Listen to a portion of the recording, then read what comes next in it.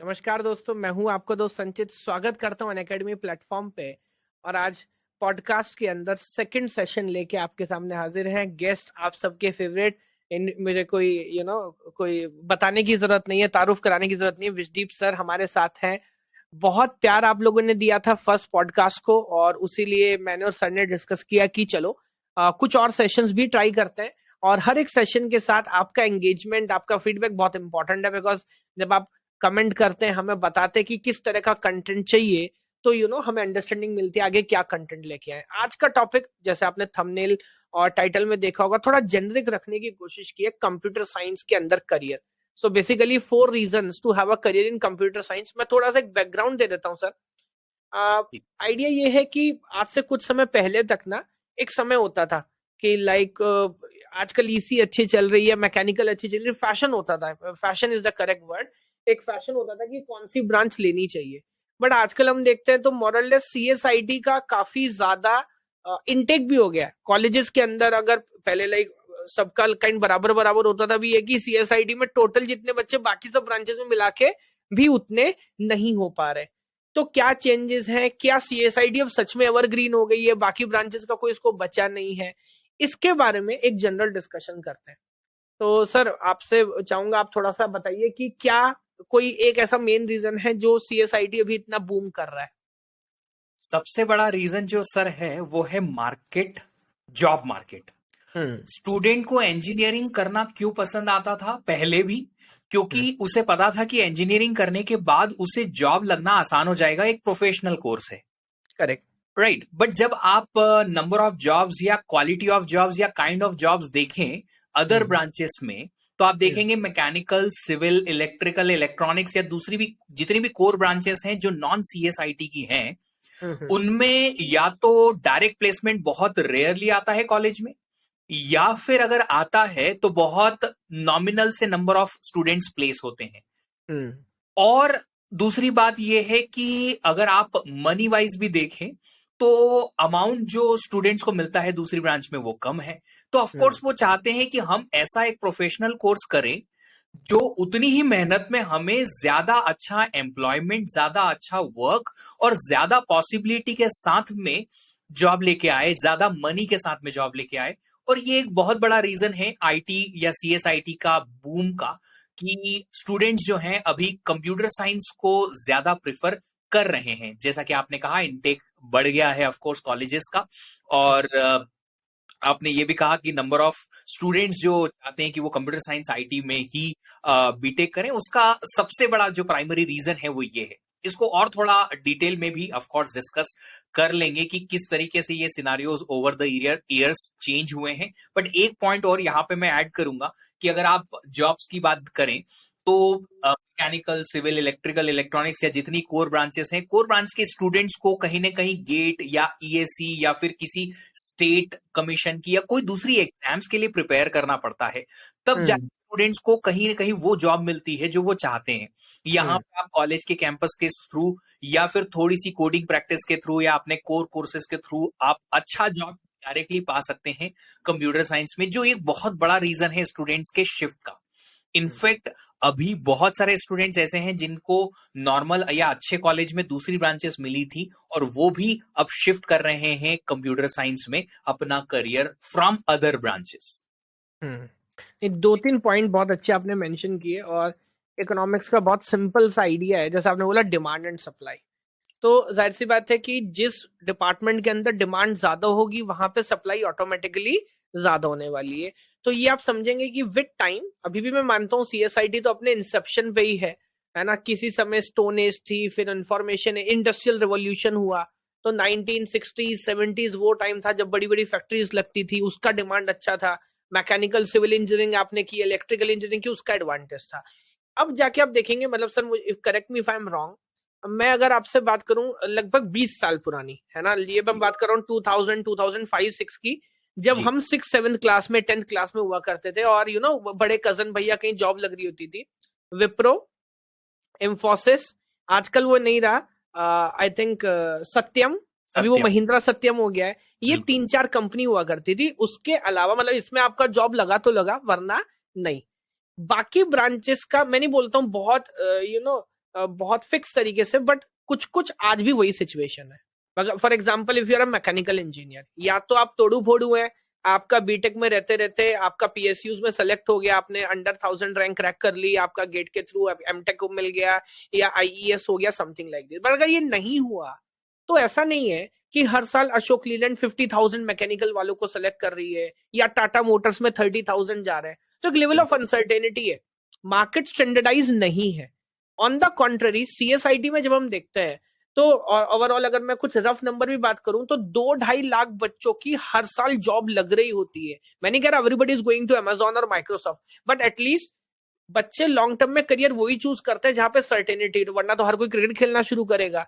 But वहां पता यार कुछ भी नहीं मिला ना, मैं बेसिक भी हूं तो भी मैं 3.2 4.8 ऐसा तो कुछ ले ही जाऊंगा। तो 2 पॉइंट है, एक तो बड़े बड़े रिक्रूटर्स बहुत ज्यादा आ चुके हैं, और क्योंकि इंडिया आज के टाइम पे, एक टाइम पे जो हम कॉल सेंटर की सर्विसेज बीपीओ कर रहे होते थे, आज हम अच्छी सर्विस आउटसोर्सिंग कर रहे होते, तो वहां बड़े वॉल्यूम से। दूसरा स्टार्टअप्स, तो स्टार्टअप्स भी एक बहुत बड़ा वॉल्यूम सर मेरे ख्याल से आज बच्चों को अपॉर्चुनिटी देते हैं। बिल्कुल। और मतलब हम अपनी लाइफ में हम फोन उठा के देख लें, चाहे वो अनअकैडमी है, वो स्विगी है, या जितनी भी एप्स हैं, फ्लिपकार्ट है, हर कोई अच्छी अच्छी जॉब दे रहा होता है, पेटीएम है, तो वो भी ऑप्शंस बने हैं, मास रिक्रूटर्स बड़े हैं। तो डिमांड सप्लाई ये एक बड़ा कारण है कि you can choose your career. अगर आप 12th में और ये पॉडकास्ट देख रहे हैं तो you can choose your career to be in computer science, because it is one of the safest career. मेरे को लगता है, मैं ऐसा नहीं कह रहा हूँ कि बहुत ज्यादा बहुत कम का कुछ आइडिया नहीं होता, बहुत सेफ करियर है अगर आपको जॉब चाहिए तो। और ऐसे तो 10 में नहीं, 1000 में कोई एक दो होता है जो नॉलेज के लिए आता है, वरना फैक्ट ये कि यार ultimately you need a safe career, इसलिए सबको चाहिए कि मैं इंजीनियरिंग कर लेता हूँ। So that is point number 1 जो आपने बोला। देन अगेन अगर मैं सर बात करूं पैकेज की भी, तो भी हमें मानना पड़ेगा, मैं बोलता हूँ इन जनरल आपसे बोल रहा हूँ, I think out of 1000 time 990 times ये बात अप्लाई होगी, किसी भी कॉलेज में किसी भी साल का जो मैक्सिमम प्लेसमेंट हुआ होगा वो सीएसआईटी में हुआ होगा। बिल्कुल। अगर किसी और ब्रांच का बच्चा भी है तो भी पैकेज सीएसआईटी कंपनी नहीं दिया होगा। एग्जैक्टली। तो जिस स्पीड से आप ग्रो कर सकते हैं, for example suppose you are a civil engineer, आप में से जो लोग सिविल से होंगे इस बात को फॉलो कर पा रहे होंगे, भले आप आईटी दिल्ली से पास आउट है, please cross check me if I am wrong, अगर आप सिविल के अंदर प्लेस होते हैं स्टार्टिंग में, nobody is going to give you 10 15 20 lakh से ज्यादा का पैकेज, बिकॉज ये सारी इंडस्ट्री एक लेवल का एक्सपीरियंस मांगती है। अब भले आपने आईटी दिल्ली से पास आउट किया, you are a civil engineer, nobody is going to give you 1000 crore bridge की चल तू बना ले। इसमें एक्सपीरियंस लगता है, आपको 5 10 20 साल लगेगा हेरेरिकी में ग्रो करने में कि आप कोई बड़ा बिल्डिंग, कोई बड़ा प्रोजेक्ट खुद से हैंडल कर पाओ। बट सीएसआईटी में आई थिंक जिस स्पीड से हम ग्रो कर पा रहे होते हैं वो भी फिनोमिनल है। लाइक अगर कोई एग्रेसिवली ट्राई करे तो नो मैटर आप किस कॉलेज से पास आउट है, 5 साल मेरे को लगता है कि 5 साल के अंदर you can be in Facebook और अमेजोन और माइक्रोसॉफ्ट, जो भी आपका ड्रीम कंपनी, आप पहुंच सकते हैं। तो ये एक इंपॉर्टेंट अच्छा सर पॉइंट आपने बोला, और ऑप्शंस बहुत सारे हैं, there is a versatility. Sir अगला क्वेश्चन यहाँ पे आपसे पूछना चाहता हूँ कि ये बात तो समझ आ रही है कि एक तो जॉब सिक्योरिटी रिलेटिवली बहुत अच्छी है और पैकेजेस हाई मिल रहे होते हैं, जो बाकी ब्रांच के बच्चे हैं, हम देखते हैं कि सपोज मैं अगर फॉर एग्जांपल आप और मैं सीएसआईटी से इंजीनियर है, हमें मैकेनिकल या सिविल का इतना अच्छा जॉब नहीं मिलेगा, ऑब्वियसली कोई नहीं देगा, लेकिन सीएसआईटी में ये क्या एक्सेप्शन है कि यहाँ पे हम हर किसी को वेलकम कर रहे होते हैं। तो whether you are from mechanical electronics, बच्चा आना चाह रहा है वो तो समझ आता है, कंपनी क्यों ले रही है सर? एक्चुअली यहाँ जो आपने सबसे पहले बात कही थी डिमांड एंड सप्लाई की, दैट इज ट्रू। हैं कंप्यूटर साइंस इंजीनियर्स बहुत सारे, फिर भी अभी भी स्किलफुल इंजीनियर्स की कहीं ना कहीं बहुत ज्यादा कमी है इस इंडस्ट्री में। और Correct. आपने पिछले 2 से 3 सालों में कोरोना टाइम में या ऐसे भी देखा है कि डिजिटल जो रिवोल्यूशन आया है, अब एक इंडस्ट्रियल रिवोल्यूशन था कुछ सालों पहले तक, बट अब डिजिटल रिवोल्यूशन है, जब हमारी हर चीज की डिपेंडेंसी है वो डिजिटल चीजों पे हो गई है। तो कहीं ना कहीं सॉफ्टवेयर डेवलपमेंट इतना ज्यादा रैपिडली हो रहा है और इतना ज्यादा हो रहा है कि उसकी वजह से यहाँ पे डिमांड हमेशा हाई रही है और होती भी रहेगी। अब आज देखेंगे आप कि नेक्स्ट जो फेज हम पाना चाहते हैं वो है ऑटोमेशन का। हम हर चीज ऑटोमेट करना चाहते हैं, होम ऑटोमेशन लाना चाहते हैं, हम हमारे इलेक्ट्रिक अप्लायंसेस से लेके लाइट से लेके पंखों तक ऑटोमेट करना चाहते हैं, हर जगह पर आर्टिफिशियल इंटेलिजेंस लगाना चाहते हैं, मशीन लर्निंग लगाना चाहते हैं। और कहां से? कहां से वो ऐसे स्किलफुल वर्कर मिलेंगे जो इन चीजों पे काम कर सके। तो कंपनी एक हद तक सोचती है कि बेसिक बैकग्राउंड अगर किसी का कंप्यूटर साइंस है तो ठीक है, उसे लेते हैं, बट फिर भी वो अक्रॉस द डोमेन जाके भी ट्राई करती है कि कोई ऐसा टैलेंटेड अगर पर्सन है, स्टूडेंट है, जो शायद कंप्यूटर साइंस बैकग्राउंड से नहीं है बट फिर भी इतना टैलेंटेड है कि अगर हम उसे ट्रेनिंग देंगे तो वो ट्रेन होके और सही तरीके से हमारे साथ काम कर पाएगा, तो डेफिनेटली उसके लिए बहुत बड़े चांसेस हैं। मैं आज अगर अपने दोस्तों के बारे में बात करूं तो मेरे काफी सारे फ्रेंड्स हैं जो मैकेनिकल, सिविल, इलेक्ट्रिकल से बीटेक करके और फिर शिफ्ट हुए हैं आईटी इंडस्ट्री में। और आईटी इंडस्ट्री में वो जो काम करते हैं कहीं ना कहीं अपने बेसिक नॉलेज को यूज कर रहे होते हैं। लाइक मर्सिडीज बेंज हुआ, या फिर आप देखेंगे बीएमडब्ल्यू हुआ, वॉल्वो हुआ, ये सारी रिसर्च करती हैं कंपनीज और एआई पे काम करती हैं ताकि इनकी कार्स जो हैं उनमें सॉफ्टवेयर अच्छे चल पाए। और वो सारे सॉफ्टवेयर के लिए मैकेनिकल बैकग्राउंड ऑफ कोर्स चाहिए, सेंसर्स का नॉलेज होना चाहिए और कंप्यूटर साइंस का तो नॉलेज डेफिनेटली चाहिए। तो स्टूडेंट्स जो हैं उनके पास इमेंस अपॉर्चुनिटी है कि इनफैक्ट अगर वो अपने कोर डोमेन को नहीं भी छोड़ना चाहता है तो कहीं ना कहीं उससे रिलेटेड, या कोर डोमेन को छोड़ के भी जाना चाहेगा तो दूसरी चीजों से रिलेटेड काफी सारी जॉब्स अवेलेबल हैं। एक और पॉइंट यहां पे ऐड करूंगा और वो है एनालिटिक्स का।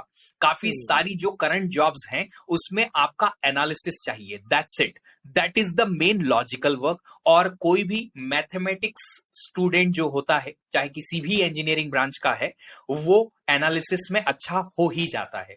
तो अगर मैथमेटिक्स बेस्ड जॉब है और उसके फ्रंट एंड में आपको थोड़ा सा कोडिंग करना है, थोड़ा सा सॉफ्टवेयर का वर्क करना है, तो students are not hesitant now कि हम थोड़ी सी कोडिंग सीखेंगे, बैकग्राउंड में मुझे एनालिसिस करनी है जो कि मैथमेटिक्स, स्टैटिस्टिक्स, प्रोबेबिलिटी से बेस्ड है, और मैं थोड़ी सी कोडिंग से ही अपना करियर को आगे ले जा सकता हूं। One of the biggest example I have in my life is one of my friend जिसने सिविल से बीटेक प्लस एमटेक का एक ड्वेल डिग्री किया आईआईटी बॉम्बे से, और उसके बाद में अभी वो जो है वो मॉर्गन स्टैनली में एज एन एनालिस्ट उसने जॉब स्टार्ट किया था, and then from analyst to AVP तक का जर्नी उसने पिछले कुछ सालों में तय किया।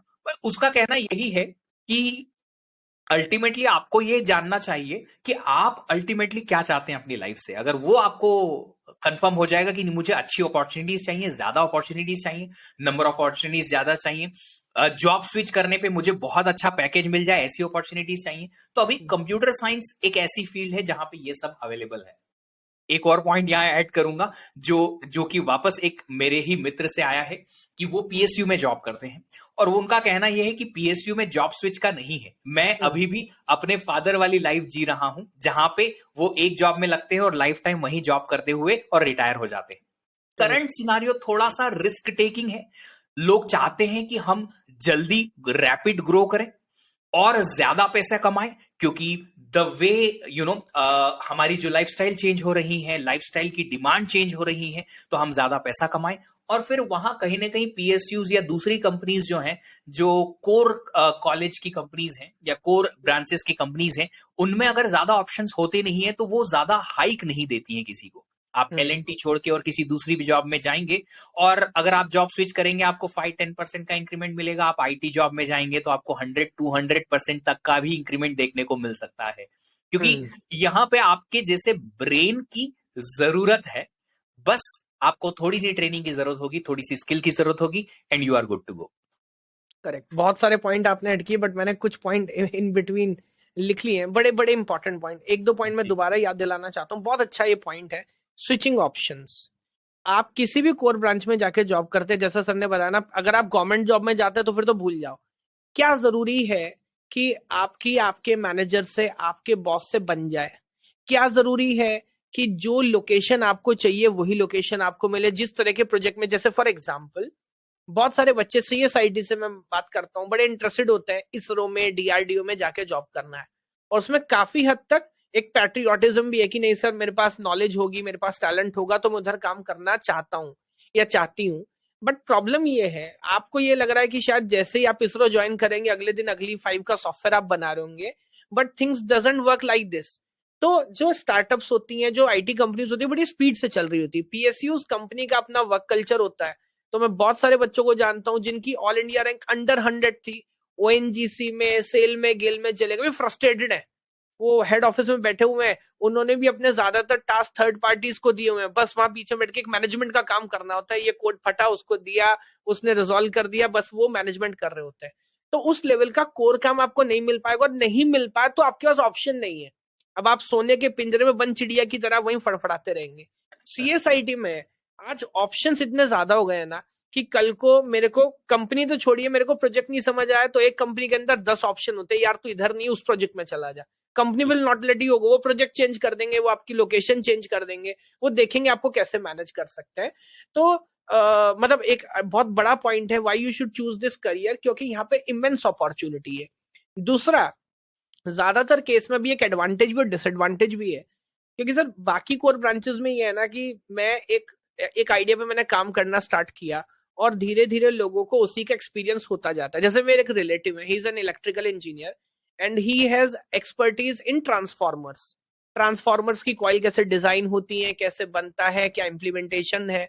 अब he has experience of 30-35 plus year, but the point is अब एक लेवल के बाद वो जाके इंजन पे काम नहीं कर सकते, या वो जाके पावर डिस्ट्रीब्यूशन पे काम नहीं कर सकते, उनका एक्सपर्टीज सिर्फ ट्रांसफॉर्मर है।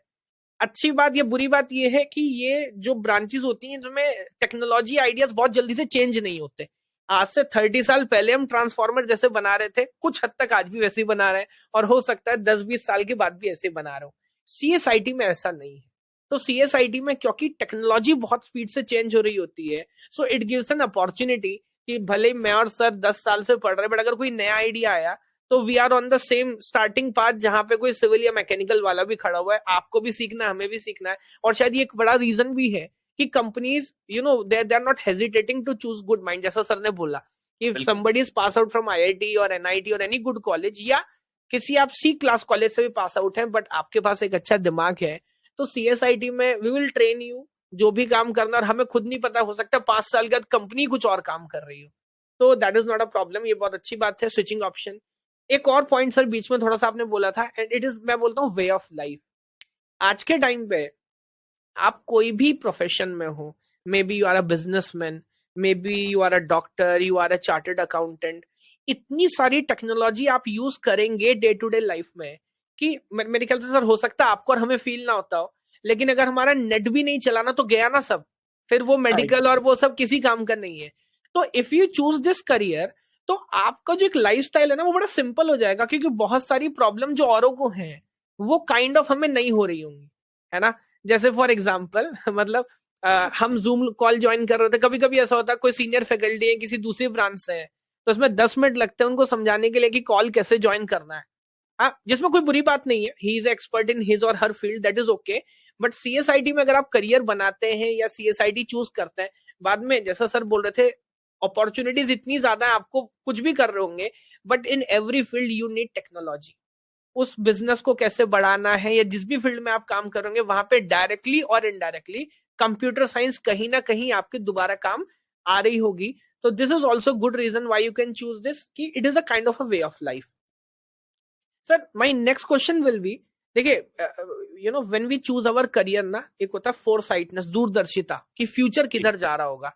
तो 19, मैं दोबारा उल्टा जाता हूँ, 1920s में 30s में लोग जो बहुत एनर्जेटिक होते थे ना काम करने के लिए, they used to go to London, because वहां इंडस्ट्रियल रेवोल्यूशन था, वहां फैक्ट्रीज थी, दुनिया का ज्यादातर सामान वहां बन रहा होता था, एंड समहाउ यूएस ओवरटेक किया।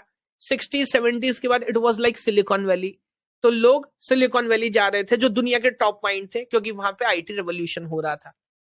आज इंडिया एटलीस्ट जिस स्टेज में, मैं कई बार अपनी क्लास में बोलता हूं कि we are at the right time in the right place with the right branch. अभी भी अगर करियर नहीं बना है, पैसा नहीं कमाया, तो फिर आप नहीं कर सकते, because we have technology now, internet है तो सब एक्सेसिबल है, and India is a land filled with problems.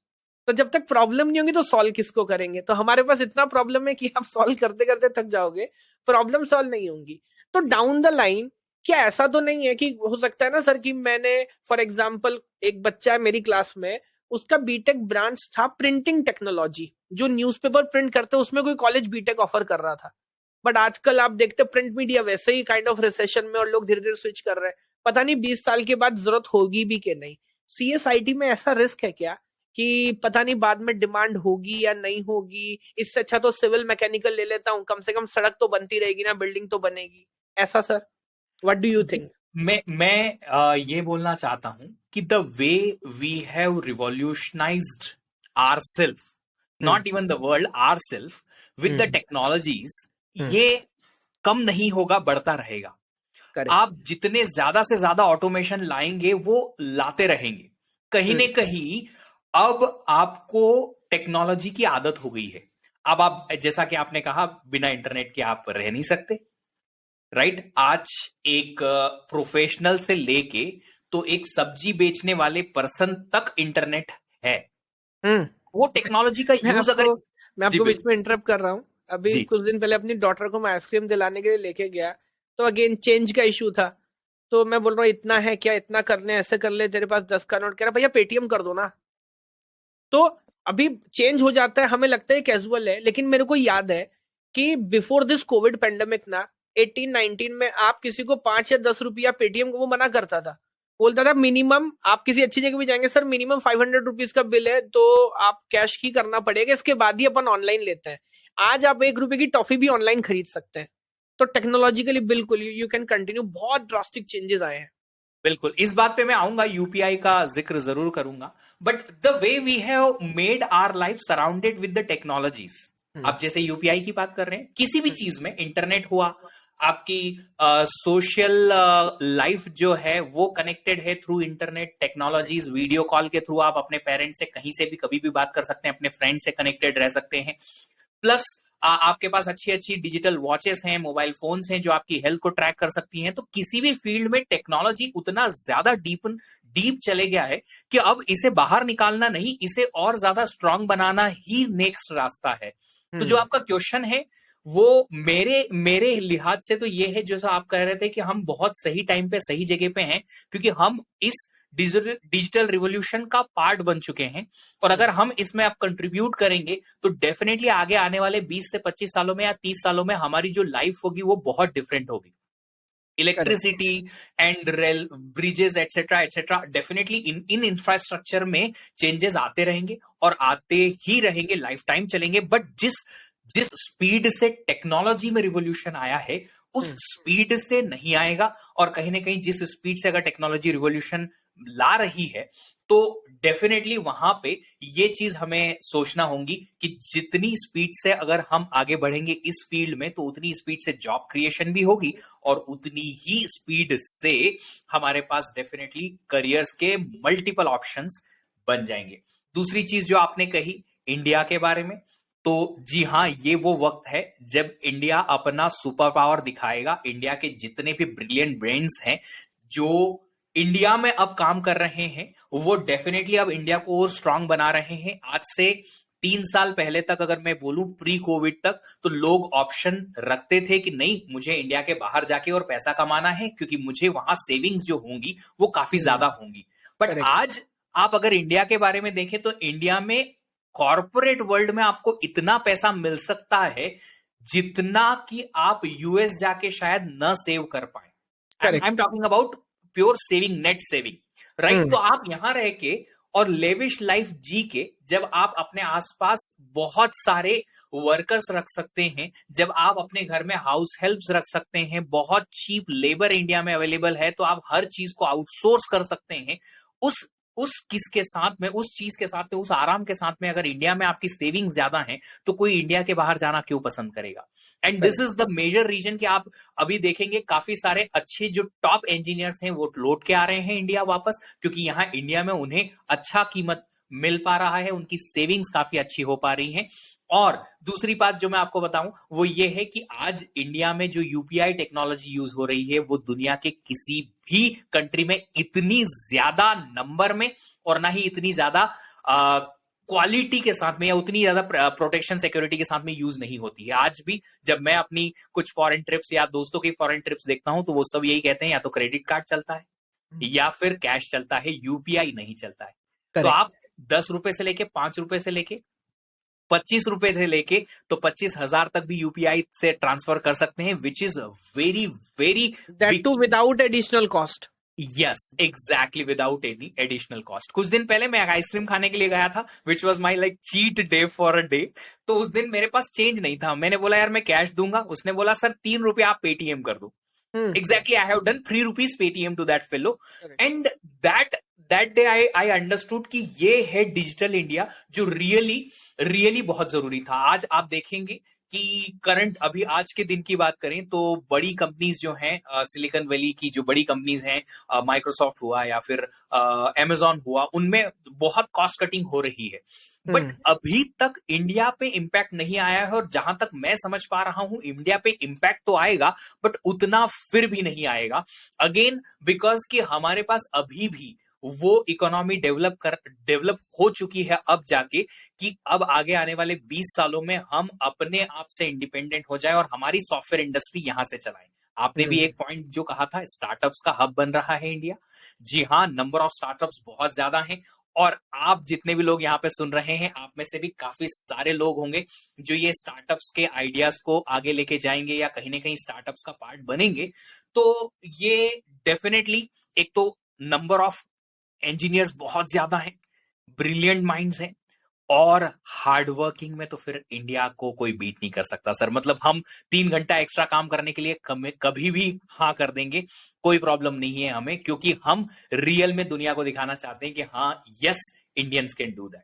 तो कहीं ना कहीं वो इंडिया के मतलब numbers of engineers, quality of engineers, plus इतने मास में इतने हार्ड वर्किंग इंजीनियर्स अगर निकलेंगे तो कहीं ना कहीं वो डेफिनेटली वो शिफ्ट जो है आईटी वर्ल्ड का थोड़ा तो इंडिया की तरफ शिफ्ट होगा ही होगा। और आज से 20 साल बाद तो क्या, शायद 10 साल में ही वो चेंजेस बहुत बड़े दिखने को मिल भी जाए। करेक्ट। तो यहाँ पे बहुत बहुत अच्छा सर आपने एक्सप्लेन किया, और मैं अगेन कंक्लूड कर दूं इस बात को कि जो मेरा क्वेश्चन था कि फ्यूचर सेफ है कि नहीं, तो इसके अलावा तो फ्यूचर कोई हो ही नहीं सकता। So this is future.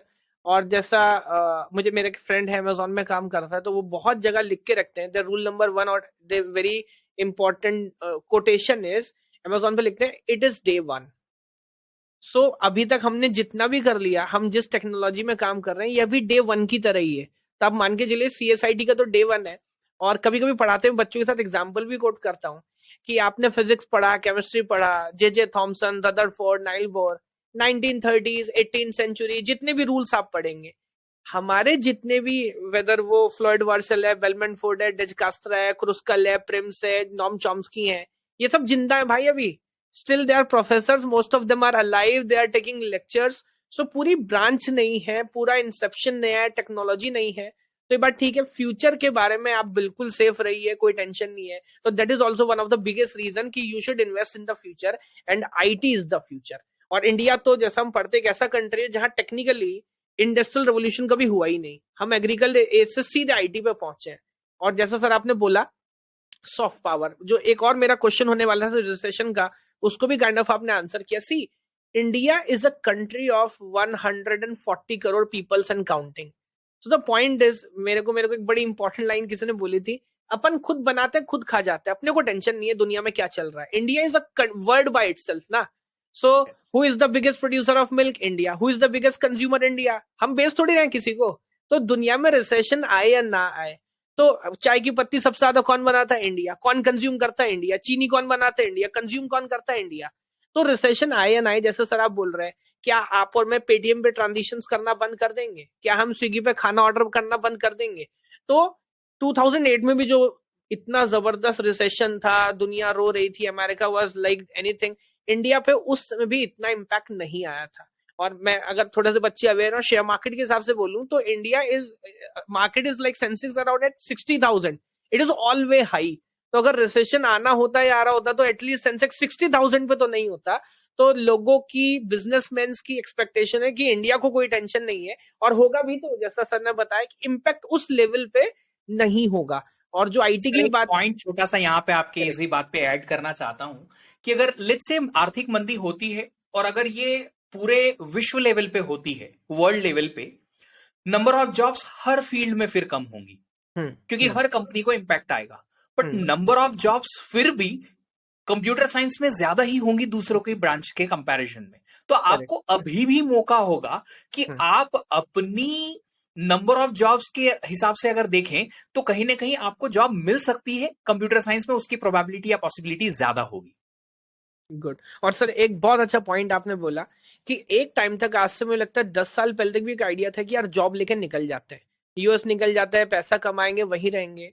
But आजकल ये बात ठीक है कि इंडिया में कुछ समय के बाद, let me very honest, 50, 60, 70 lakh के जॉब अच्छी कंपनी में पाना कोई मुश्किल बात नहीं है। और आप बाहर जाते हैं, यूल गेट $1 लाख, $1,50,000, बट वहां का जो कॉस्ट ऑफ लिविंग है, जो लाइफस्टाइल है, जो कॉम्प्रोमाइजेज है हमारी पर्सनल लाइफ के, हमारी ईटिंग हैबिट्स के, यार मन तो नहीं लगता ना एक लेवल के बाद, वो तो एक लेवल का कॉम्प्रोमाइज ही होता है। तो वो सब करने के बाद दूसरा, यूएस का टैक्सेशन बहुत हैवी है, इंडिया से बहुत ज्यादा टैक्स, अराउंड 50% 40% टैक्स लग जाता है। तो वो सारी चीजें जब आप बैलेंस आउट करते हैं तो आपको समझ आएगा इंडिया में रहना बहुत आसान है। जैसा सर ने बोला, एचआर, यहाँ एचआर इतना सस्ता है कि फॉर एग्जाम्पल आप घर में हाउस हेल्प रख सकते हैं, देयर समबडी जो क्लीनिंग में आपकी हेल्प कर रहा होगा, डिशेस कर रहा होगा। बाहर आप जाएंगे, इतने में डिशेस करने के लिए आदमी बुलाएंगे, इतने में नए बर्तन खरीद के ले आइए आप, वो इतना कॉस्टली है। तो लोग खुद ही अपनी सारी चीजें मैनेज कर रहे होते हैं। बट यहाँ पे, और मैं तो केवल कहता हूँ कितना अच्छा 4 घर आपकी वजह से चल रहे होते हैं, बिकॉज हम वो, हमारे हिसाब से बड़ा छोटा है लेकिन किसी का घर चल रहा होता है, तो वो एक बड़ा एडवांटेज है। ठीक है सर। बिल्कुल। सो एक आखिरी क्वेश्चन और जो मेरे को लगता है नेगेटिव पॉइंट है, लेकिन बच्चों को इस पर क्लैरिटी होनी चाहिए। सर एआई अभी आ रहा है, तो सीएसआईटी की जॉब्स तो वैसे भी जाने वाली है, बिकॉज एआई सब कर रहा होगा। बहुत लोगों को इस क्वेश्चन से डर लगता है। So isn't it a reverse reason की why you should not choose CSIT, क्योंकि एआई सब खा जाएगा? देखिए सर, एक मशीन जो है काम करेगी, डेफिनेटली करेगी, ऑटोमेशन होगा, हर चीज का होगा, कहीं ना कहीं एक तरीके की जॉब जाएगी, बट दूसरी तरीके की जॉब आएगी। ये एआई बनाएगा कौन? ये एआई को मैनेज कौन करेगा? ये एआई को रेक्टिफाई करके और इसे इंप्रूव कौन करवाएगा? और ये रीजन है कि कहीं ना कहीं अगर स्टूडेंट्स को ऐसा लगता है कि सारी चीजें अगर ऑटोमेट हो जाएंगी, कोड लिखना ऑटोमेट नहीं हो पाएगा। कोड तो खुद से ही लिखना पड़ेगा, क्योंकि रिक्वायरमेंट हर एक पर्सन के हिसाब से, हर एक डिवाइस के हिसाब से, हर एक प्लेस के हिसाब से, हर एक क्लाइंट के हिसाब से इतनी ज्यादा चेंजेस आते हैं कि ये एआई का काम नहीं हो सकता। ये एआई इतना ज्यादा इंटेलिजेंट हो ही नहीं सकता। मशीन इंटेलिजेंट होगी एक हद तक, उसे और इंटेलिजेंट बनाने की हम कोशिश करेंगे, बट उसे मैनेज करने का, उसे लिखने का, उसे नया बनाने का, और फिर कहीं ना कहीं अलग अलग अलग अलग क्लाइंट्स की रिक्वायरमेंट्स को फुलफिल करने का जो पॉइंट आएगा, वो फिर ह्यूमन माइंड के ऊपर नहीं हो सकता, और ह्यूमन माइंड को कोई भी बीट नहीं कर पाएगा। The way we have the learning capabilities, the quickness we have in the human brain, वो रेप्लिकेट करना today, maybe next 10 20 years, definitely it's highly impossible. Correct, बहुत अच्छा आपने बोला, लेकिन डिस्कस करना इसलिए जरूरी था कि बहुत सारे बच्चों को अजीब अजीब सपने आ रहे होते हैं। मैं अगर इसमें एक पॉइंट ऐड करना चाहूँ, the word itself tell you everything. It is not intelligence sir, it is artificial intelligence. So अगर कोई, मतलब आइडिया ये है, एक बच्चा रट्टू तोता है और उसको आपने इतना ज्यादा रटा दिया ना कि आप जो भी पूछते हो उसका आंसर उसको पहले से ही याद है, तो आपको लग रहा है कि वो स्मार्ट है। बट अगेन, सर एक्सप्लेन, वो आर्टिफिशियल इंटेलिजेंट है, क्योंकि डेटा सेट इतना बड़ा है, उसमें से देख देख के वो पहले से ट्रेन आंसर कर रहा है। And to reduce it down, the term is creativity. जहां पर भी क्रिएटिविटी आ जाती है वहां पर, जैसा हम बोलते हैं ट्यूरिंग मशीन में, अगर आप मूव नहीं लिखेंगे the machine will halt itself. वो तब तक स्मार्ट है, हाँ, जब तक आप उससे सही क्वेश्चन पूछ रहे हैं। अब फॉर एग्जाम्पल बोइंग है, लाइक करोड़ों अरबों रुपए के एरोप्लेन्स हैं, सब कुछ ऑटोमेटेड है। Even though you pay pilot 10 15 lakh rupees a month to sit there, अगर सब कुछ ऑटो पायलट कर रहा है तो वाई वी नीड दैट। लेकिन उसको किस सिचुएशन में क्या करना है ये उसको पता है। But let me be random, अगर कॉकपिट में चूहा आ गया तो क्या करना है वो एआई को नहीं पता। So when ever it need creativity, अगर तो कोई टेररिस्ट हाईजैक करने की कोशिश करता है, उस सिचुएशन में बेस्ट एक्शन क्या होगा वो एआई को नहीं पता। So still you need a pilot. Similarly, ऐसा नहीं है कि एआई आएगा तो सबकी जॉब चली जाएंगी, जैसा सर ने बोला, पहला तो एआई को कौन बनाएगा भी। और ये एक डर है जो ह्यूमन सिविलाइजेशन में बहुत पहले से रहा है। एक समय पे जब बस और कार चलनी शुरू थी, लोगों को लगा था कि तांगे वाले खत्म हो जाएंगे। अभी ई रिक्शा जब आई थी तो लोगों को लगता था जो पैर वाली रिक्शा वो खत्म हो जाएगी, बट अभी वही लोग ई रिक्शा चला रहे होते हैं। सो द पॉइंट इज कि मार्केट अपनी जगह रहती है, बस आपकी और हम सबकी लाइफ रिलेटिवली आसान बन जा रही होती है। स्विगी आया तो कौन सा रेस्टोरेंट बंद हो गया, जो लोग पहले वहां बैठ के सर्व कर रहे थे अभी स्विगी पे ऑर्डर दे रहे होते हैं, लेकिन आपको ग्राहक मिल पा रहा होता है और ग्राहक को सही भाव में खाना मिल पा रहा होता है। सो ये आपकी और मेरी जिंदगी को आसानी करेगा। तो मेरे ख्याल से बहुत जबरदस्त डिस्कशन रहा सर। लेकिन अगेन ये सारे डिस्कशन के ऑल अराउंड अगर हमें इस टेक्नोलॉजी में जाना है, हमें आईटी फील्ड के अंदर आना है, तो हमें अपने कोर सब्जेक्ट्स पढ़ने पड़ेंगे, operating system, data structures, algorithm, और वो सब पढ़ने के लिए आपको हमारे पास आना होगा, बिकॉज हम ये काम कर रहे हैं और बहुत सारे टाइम से इस एरिया के अंदर लगातार बने हुए हैं। So on Unacademy plus right now we have courses for GATE 2024. It is not only about GATE, जो 10 कोर सब्जेक्ट्स होते हैं, बाकी ब्रांच के बच्चों को ही बोल रहा हूँ, वहां पर हम वो सारे सब्जेक्ट्स इन डेप्थ कवर कर रहे होंगे। इंडिया के टॉप फैकल्टीज वो सब्जेक्ट्स पढ़ा रहे होंगे। तो वेदर आप बाद में प्लेसमेंट के लिए जाते हैं या आप गेट के लिए जाते हैं, किसी भी जगह पे वो नॉलेज आपके काम आने वाली है। सर इफ यू वांट कुछ ऐड करना चाहें तो। ऐसा है कि आप जब भी कभी काम करने जाते हैं तो आपको अंडरलाइन जो नॉलेज है वो जरूरी है, और गेट की प्रिपरेशन आपको वो अंडरलाइन नॉलेज देती है। मैं हमारे गेट टीचर जिन्होंने मुझे पढ़ाया था उनसे हमेशा कहता हूं, एक लाइन हर एक टीचर्स डे पे सेम टू सेम रिपीट करके बोलता हूं कि the computer science is easy and understandable for me just because you were there. तो मेरे लिए कंप्यूटर साइंस बना या इंटरेस्टिंग बना, सीखने लायक बना, क्योंकि उन्होंने मुझे सिखाया। और कहीं ना कहीं ये हर एक स्टूडेंट को समझना होगा कि अगर आपको आईटी इंडस्ट्री में काम करना है तो स्किल्स के साथ में बेसिक जो कोर्सेज का नॉलेज है वो जरूरी है, क्योंकि वो आपको हर कदम पे काम आएगा और हर कदम पे आपको दूसरों से बेहतर भी बनाएगा। तो सर जैसा कह रहे थे, ऑफर चल रहा है, अर्ली बर्ड ऑफर है 28 नवंबर 20 नवंबर तक ही ऑफर है। तो अगर आप लोग चाहते हैं गेट 24 के लिए तैयारी करना या गेट 25 के लिए भी इनफैक्ट तैयारी करना, तो आप लोग सब्सक्रिप्शन ले सकते हैं, ताकि आप लोग ऐसे एजुकेटर्स के साथ जुड़े, सर के साथ, या और भी बहुत सारे दूसरे एजुकेटर्स हैं जिन्हें ईयर्स का एक्सपीरियंस है ऐसे स्टूडेंट्स को ट्रेन करने का जिन्हें कंप्यूटर साइंस के बारे में कुछ भी नहीं पता था, and after the training they know everything about computer science. Correct. तो यहाँ पे मैं बता दूं कि लैंग्वेज का कोई कंफ्यूजन नहीं है। We have multiple batches. We have Udaan batch जो कि हिंदी इंग्लिश मिक्स चलने वाला है। वी हैव इग्नाइट बैच जो कि टोटल इंग्लिश में होने वाला है। बाकी ऐप के ऊपर आपको नोट्स मिलते हैं। If you join a live class, you have a raise your hand feature, जहां पे आप एजुकेटर के साथ लाइव अपना डाउट डिस्कस कर सकते हैं। आप फोटो क्लिक करके क्वेश्चन भेज सकते हैं। We will be sending you video solutions. So जो भी इंप्रूवमेंट हो सकता है with time, we have improved a lot in this last journey of 3-4 years। तो अगेन एक बहुत अच्छा प्लेटफॉर्म है। अभी compete आ गया है ऑनलाइन। तो वी जैसे आप गेम खेलते थे, अभी आप you can have battles where everybody is trying to answer a question in a specific time. तो सब कुछ बहुत फेनोमिनल है और एडिशनल डिस्काउंट भी अभी है।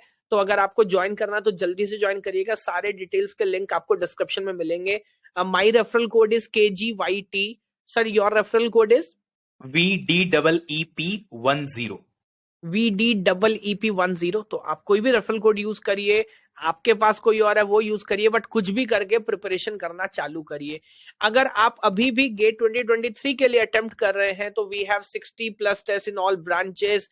अनअकैडमी लाइट भी वहां पर एक्टिव है, तो वो भी आप ज्वाइन कर सकते हैं। बिकॉज जब तक फीडबैक नहीं लेंगे, क्योंकि बहुत सारे बच्चों अभी रिवीजन करते रहे होंगे या कर रहे होंगे, तो उसमें मुझे लगता है कि नहीं समझ आ रहा होता है, तो टेस्ट लिखना बहुत जरूरी है। तो टेस्ट लिखिए और उससे आपको सही फीडबैक मिलेगा, पता लगेगा किस सब्जेक्ट में, किस टॉपिक में आपको फर्दर इंप्रूवमेंट करना है और उसको इंप्रूव करिएगा।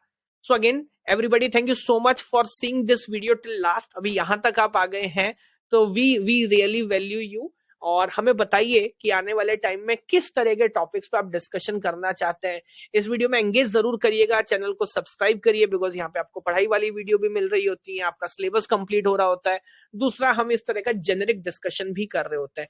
आपका लाइक करना, कमेंट करना जरूर इसलिए, वरना हमने AI लिखा है, हमने एल्गोरिथम बनाया, बट यही वीडियो इन्हीं एल्गोरिथम्स में कहीं खो जाएगी यूट्यूब पे।